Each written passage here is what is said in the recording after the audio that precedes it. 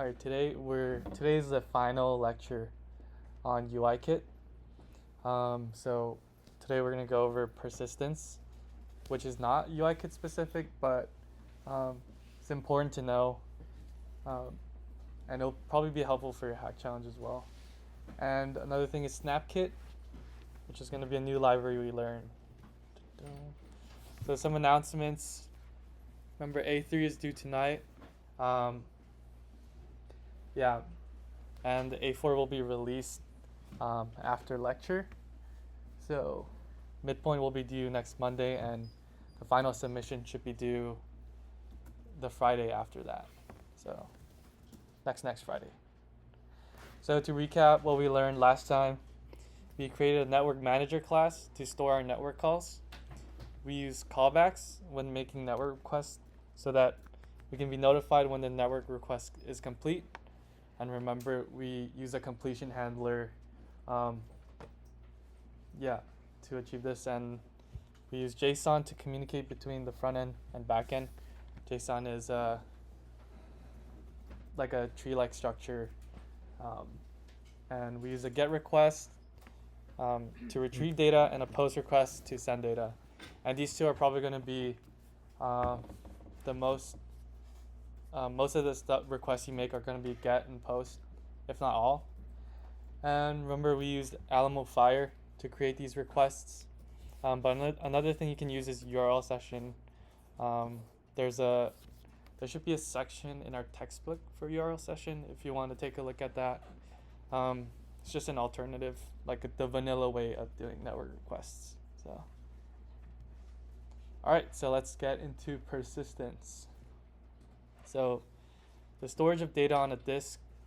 Oh yeah, just to define it, it's the storage of data on a disk without being altered by the user the next time the app is launched. So think of it like this: if you open the app and you want to store some data, this data is being changed by the user through your code, and then they close the app, they open it again, the data remains the same as last time it was closed. It doesn't reset. So in the iOS world, this involves storing the data locally on the user's device. So why persistence? So data that is allocated is stored in RAM. This is going into like the hardware.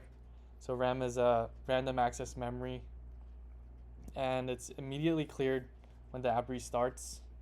So think about it in A2, you can change like you can edit your profile, but once you edit it and then close the app and go back in, the state isn't saved, and whatever change you made doesn't actually persist, right? So sometimes we want to save data on the user's local disk so that when the user opens the app again, that data persists. So one of the most common ways this is used is for light versus dark mode, to remember like which one the user chose. And that goes for like any kind of like settings you do, like maybe privacy settings or location settings and etc. So these are some examples of persistence. So user defaults is what we're gonna kind of go over this lecture. It stores key value pairs just like dictionaries. So if you use Python a lot, Python uses a lot of dictionaries. And I think, yeah, we did go over dictionaries too in the first lecture. So hopefully you remember. Other examples are file systems. So in your Mac or your Windows, just the files and stuff. Keychain, core data, and Swift data. That one's Swift specific. We're not going to go over that because it's generally a bit overkill for like smaller apps. And property lists. So yeah, we'll go through our first demo, which is going to be user defaults. All right. Oh, where is it? Okay, here we go. Remember, as always, I don't have terminal open. Let me open it. So I'm going to go to documents. Yep, demo, perfect. Then remember, it's this repository. I'm gonna run this one right here.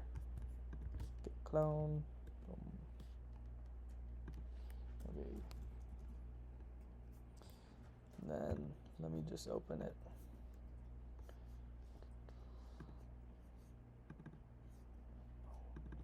Trade.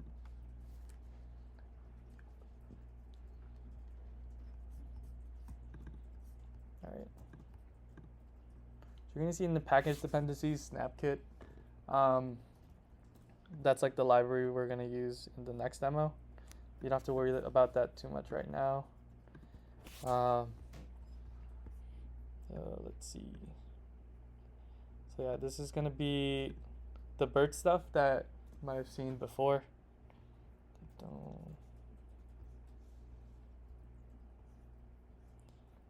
Yep. So this is gonna be from our collection view demo.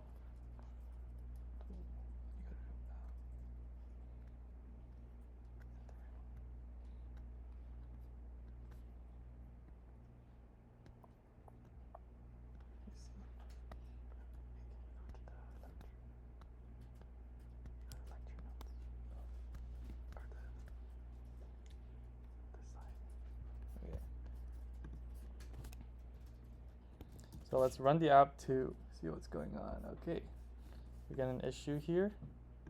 Oh, what's going on?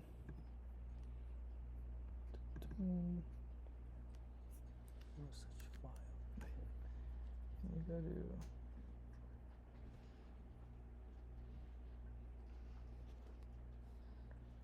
all right.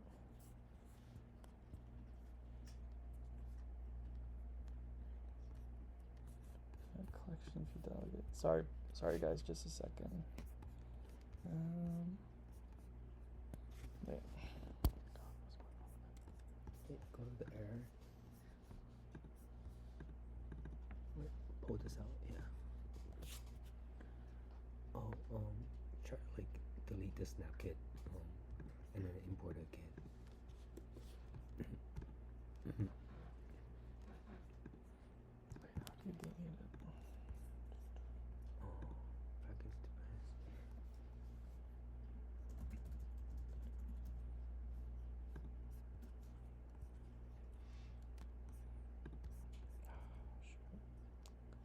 Why are we having this issue? Sorry guys, we're having technical difficulties. I think it should be in here, right? Yeah. Let me copy this.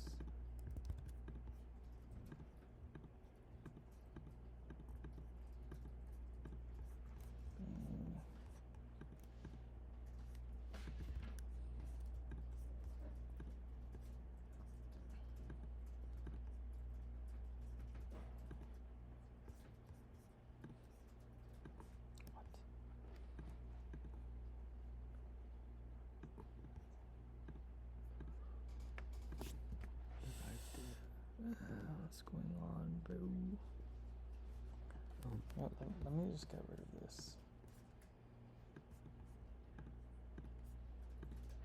Then see if it works. If it works. What if you get rid of it? Can I see? The lecture slides.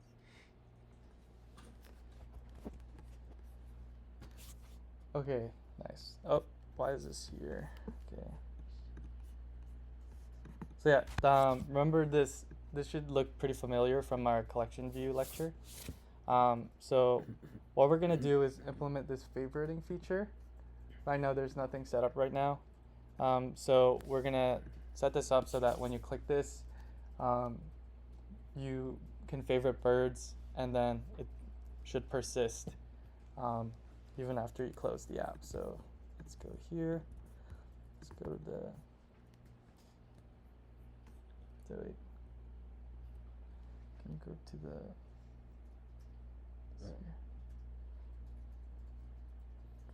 actually the view style.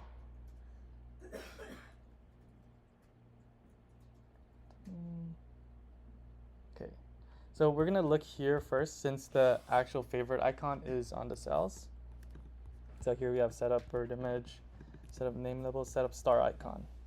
So here we see set up star icon. And right now we see like this star icon, just a UI image view. And we're gonna add functionality to it. Oh, this is the right one. Yeah. Configured. Okay. So let's see here. Oh yeah. Sorry. Do you see this to do? So what we're actually gonna do is here we're gonna check user defaults. So what we're doing is checking user defaults to see if this bird has been favorited or not. So let's see. Sorry about that. There's so many technical difficulties today. So we're gonna do user defaults dot standard. Yep. It autofilled, but dot standard dot array, and then for key, we're gonna put in favorites. So this favorites is the key. Let me make this bigger. So this favorites is the key that we're searching through the user defaults, and then we're gonna pull whatever value that is, or yeah, value associated with this key. Remember, it's like a 1-to-1. And then we're gonna have this here. What we do here is like do like a save casting to string, to a list of strings. Since when we pull this out, we actually don't know what kind of data is in the value of the key. But here we're expecting a string or list of strings. But if not, we're gonna make it an empty array.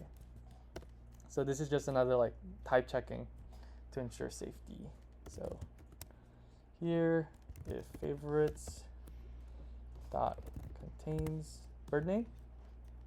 So this kind of autofilled, but here what we're just saying is if the bird's name, the current bird's name, is contained in favorites in the list of favorites, then what we're gonna do is we're gonna make this star icon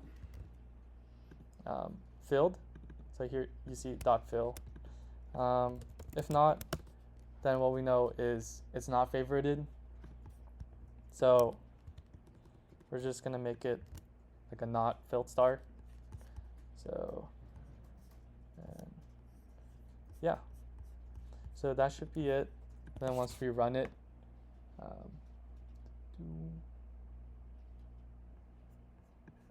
we didn't favorite anything, so we actually don't see if it's working properly. So what we're gonna do is now we're gonna go to the view controller. Let's see.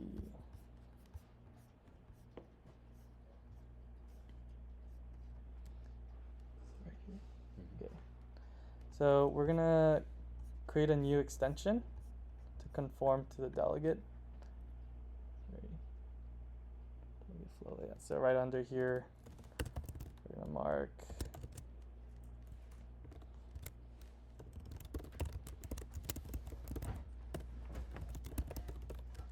so we're gonna extend to our view controller, and then UI collection view delegate. Right. Okay, perfect. And then there's one thing we're gonna implement. So actually, instead of just making the star clickable, we're gonna make the entire thing clickable. So here it shows you the autofill here, but this is the function we're gonna implement. So did select item at, and then let's not use that. So the first step, right, is to get bird. We're gonna get the current bird. So let bird equals birds. Index path dot row. Remember what we talked about here? It's basically, you can kind of treat it like a table view with one just big section. That's why we use row here. And then step 2, we're gonna fetch the favorited bird. Oh my god, my spelling. Names from user defaults. So remember, favorites you get by doing this very long thing. User defaults dot standard dot array for key favorites. Then remember to cast it. Otherwise, it might silently fail and you'll be very, very stressed out, not knowing what's going on. So, okay. And then the third step is toggling favorite. So when we click it, we want to,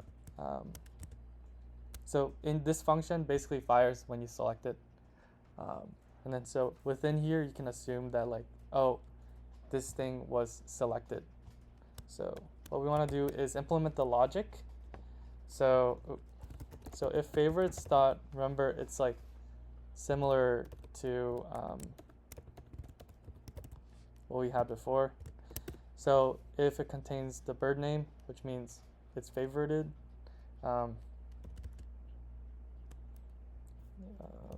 favorited already, and then here not favorited yet. Wait, note that like right here we use bird.name as the identifier. Usually this is not a good practice because the names are not unique. You can have like different birds with the same name. So generally you want to use like a unique identifier. Remember the Alumifier and Postman lecture that we give? There's like a UUID. In A4 you guys are going to use the ID instead of the name, but for the purpose of the demo we use the name. Yeah, so if we use IDs, this could look something like UUID. So yeah, Jay made a good point there. But since this is just a simple demo, we're going to use their names and assume that the names are unique. So here, if it's not favorited yet, we want to add it to the list of favorites, right? So here, we append the bird name. If we were using ID, we would just put in the bird's ID. So if it's already favorited, can anyone tell me what we're going to do?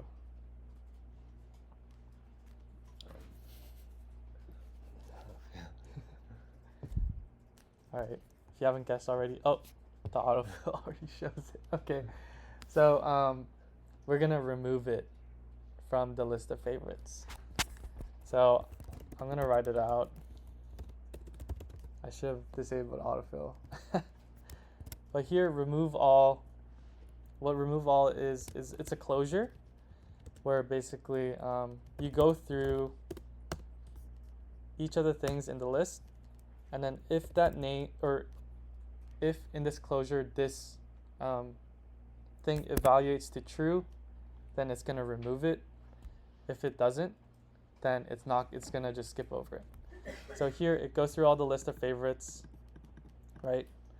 And then if this name equals the bird name, then it'll remove it.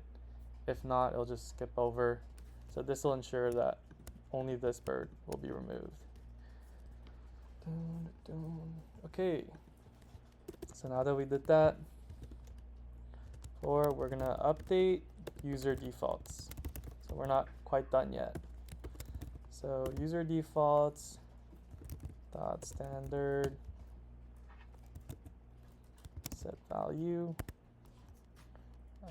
favorites. So remember we took out this favorites here. We made a var so we can change it.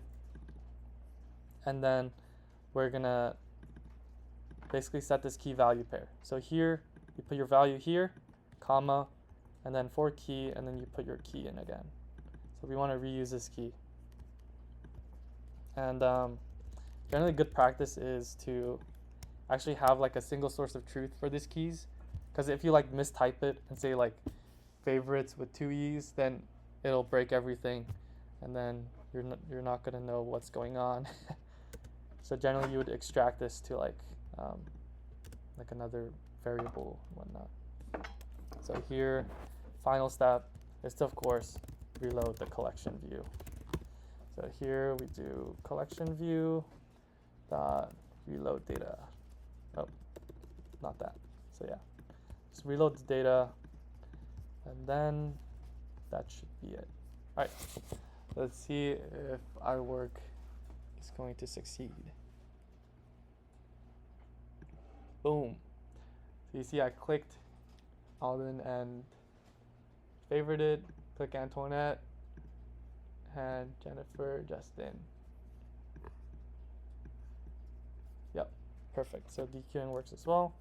So just to confirm that it works, let's close it and then open it again, or run it again. Okay. And then you see the stars persist. So that's great. Let's just do it one more time. I'll do like a zigzag pattern. And then again, stop it, run it. See, it works. So any questions before we move on? Yeah. You mentioned again how you got the initial error to go away so that we can run it. Oh yeah. Oh, sorry. I'm so sorry about that. So here, were you able to run it? No. Or do you get the same error? Yeah. Shoot. Wait, Sorry, try running it right now. So yeah, let me run it. So build fails. It's like for some reason it can't find the SnapKit dependency, so we removed it from our project. Yeah, so a quick simple fix. Honestly, it's my bad. I should have checked this before the demo. But a quick fix is you go here to the Lecture 8 project, and you click here under project, package dependencies, and then you can click SnapKit and then just remove it. Yeah. And then you're not going to see SnapKit here anymore. And then you'll be able to run it like that. Hopefully this doesn't actually okay, anyways, oh, sorry. So that was user defaults, and I would let's go through this first. So storing, you see you do user defaults, that's standard. You always want to use standard and then dot set value. This is your value. This underscore means like it just like what was it here? It's hard to explain it, but like there's no like this thing, this variable name equals. So if you see here, we just put in the value here without saying like value equals. So that's what this underscore means. Just give it positionally. First argument is going to be value, and then for key string. Oh, sorry. It's an example. And here is accessing. So set value string, bool, integer, array, dictionary. And then you give it the key. Not sure why this is here. Yeah. So here we use the key name and it returns the string bin. Okay. So moving on to SnapKit. So are you tired of having to type out the extremely long code to set up the auto layout with NS layout? So SnapKit is a library to make our lives easier. So SnapKit is a wrapper library that makes setting constraints with auto layout very simple. And the wrapper just means like it's wrapped around NS layout. So under the hood, it's still NS layout, but it just set it up so that it's easier for us to make constraints. So yeah. Before we move on to the demo, let me see if I can fix this issue. Wait, in the meanwhile, go on your github.coe/cis and check if you can see A4. I just pushed the assignment, so you should all be able to see A4.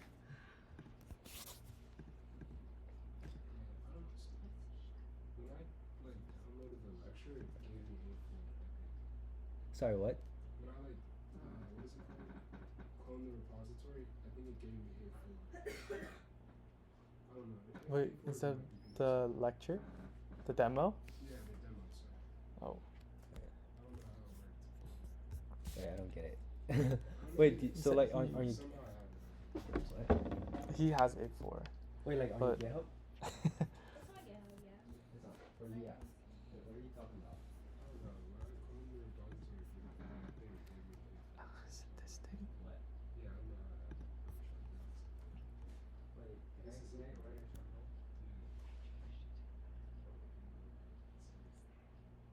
That's what you call me. Yeah, They give you A4? I think so. That's so weird. Wait, can you go on? Does it use Chrome or Safari? Oh, yeah, just doing it. Yeah, it's good. I just thought it was funny. Yeah, that's weird. You have like a script in your SHS, ZSH that kind of like makes you run all the. You on your, so yeah, just check that you have like around. But it's alright, it should be.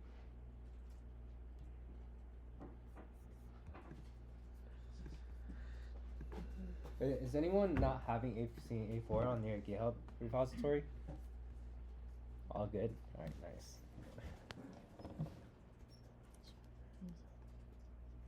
Says it freezing with 5.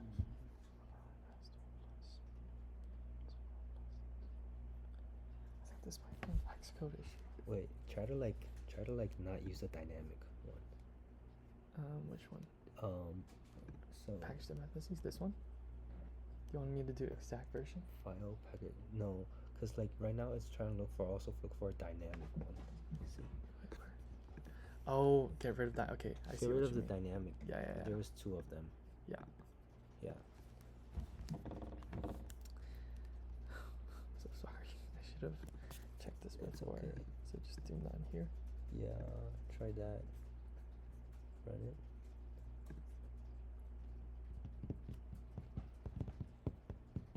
Yeah. Okay. Nice. Oh my goodness. Let's hope that like SnapKit's not broken. Yeah, I think it was same thing happened like previous semesters. I think. Really? Yeah. Okay. Let me confirm that this Yeah, works. you can just like remove it here from Team like before. Okay, so wait, let's show everybody how to do it. So yeah, wait, I'll so go I'm through the here. fix. Framework, and then like there was a dynamic, just remove the one over here. Okay, let me redo this then. I'll just download SnapKit again. Yeah. So guys, we found a fix. Sorry about that. So if you try running the demo code, you're probably gonna see this error. So what you want to do is click into your project again. Where was it? Yeah, targets. So click into your project, click targets, and then General, go to general. and then scroll down to framework. So scroll down, down, down, and then go down to frameworks, libraries, and whatnot. And then for this one, you want to delete snapkit-dynamic. So if you get rid of that, if you run it, the build should succeed. Okay. We only have a few minutes left, so I'll jump right into it. So here, what you first want to do is import SnapKit, since that's the library we're going to use. Okay. So we'll go through the view controller first. Remember, like here, we're trying to replace this, the NS layout constraints. So here, wait, can you go to over there? So there's a collection view. So here we see like there's so much repeat of basically the same thing. We just want to make the leading, trailing, top, bottom anchors equal to the view. So here what we instead could do is do collection view dot snp. The snp is like the SnapKit thing. Dot make constraint And then since this is a closure, actually I think you can do this. So yeah, you can enter here, and then you're gonna see it's gonna highlight this. Just click enter again, and it's gonna make the closure for you. And then easily enough, you can write all of this in one line. So you do make dot edges dot equal to super view. Boom. And then of course you want to get rid of this, or I'll comment it out so you guys can see. So this basically is achieving the same thing as this. So essentially it's just like syntactic sugar. It's basically doing the same thing, but just makes it more nicer for you to read. So if you run this, it should look the same. Boom. Looks the same, to me at least. And then now we'll go through the view cell, the table view cell, and then we're gonna basically re-implement these one by one. So remember, what you want to do is get the component here, so bird image, and then you do .snap, .make constraint. Oops, I just kind of auto-filled that, but yeah, you're gonna have this closure make in, and then you do make dot, what is it? Center X. Another neat thing is with NS layout, you have to do these separately. So like center Y, center X, you're basically doing the same thing. So here you can do center X and then dot center Y dot equal to super view. So in this way, like, it's a lot cleaner. You don't have to make two separate lines to achieve the same thing. Then you do dot make height, dot width. Remember, this is using the same constant, so that's why we can kind of chain these. And then equal to, 128. and then in here you put 128. It's a lot cleaner. So let's go through this one too.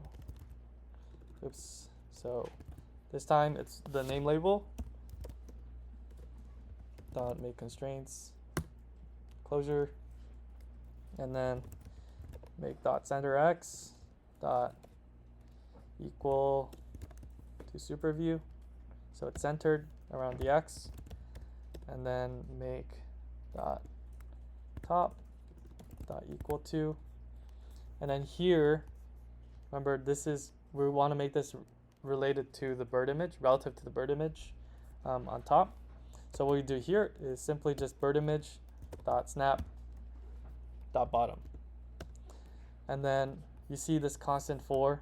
We want to have an offset of 4. So after writing all this, you can do dot offset and then put in 4. So yeah, it's a lot cleaner. I'll make this a little bigger. And then on to the final one. So, oops. So now we're doing the star icon. Make constraints. And then we're going to do make dot top dot trailing equal to super view. So top and trailing, since we made it equal to content views in the NS layout, you can do this. And then make width height dot equal to, and then here we're going to do 24, since they both use 24. Sorry. So yeah, so we kind of drastically reduced the line of code, almost cut it in half in some places. So it's just going to be a lot easier for your eyes, I guess. So yeah, you see everything looks the same. It's achieving the same thing. So any questions about SnapKit? Oh, forgot to import SnapKit. Actually, you don't need to import it, but any questions?